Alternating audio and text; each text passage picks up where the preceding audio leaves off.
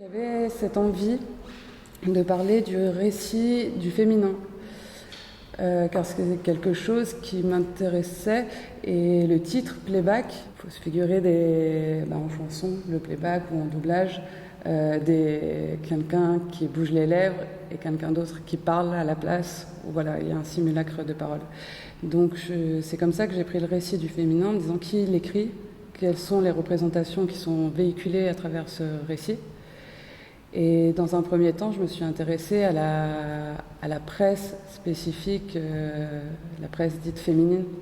Et à côté de ça, j'avais envie de confronter à tout ce récit médiatique des récits de vraie vie, un récit vraiment ordinaire, mais il faut savoir que les récits ordinaires sont invisibles.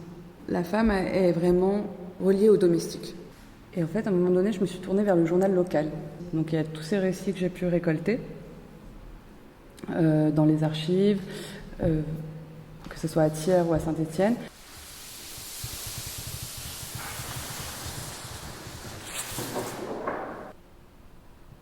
La hauteur, t'aimes bien? La hauteur, elle est bien là. La hauteur, elle est bonne. Faites voir juste un tout petit peu plus haut.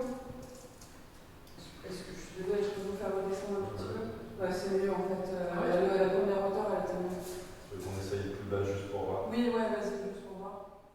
Tout mon travail est traversé aussi par le jeu. Le jeu comme cadre défini au sein de la société, mais qui reflète lui-même la société, le jeu de société. Souvent, mes pièces, elles sont inspirées de jeux. Et ça me permet d'avoir des règles à transgresser, qui sont déjà des règles qui ne sont pas celles de la société, mais qui sont un mimétisme. Voilà, c'est le cadre dans le cadre. Et il y a cette notion surtout de quadrillage, parce que tout ce qu'il en est ressorti des récits du féminin, c'est que la femme est cantonnée à des rôles précis, à des normes précises, soumis à des injonctions.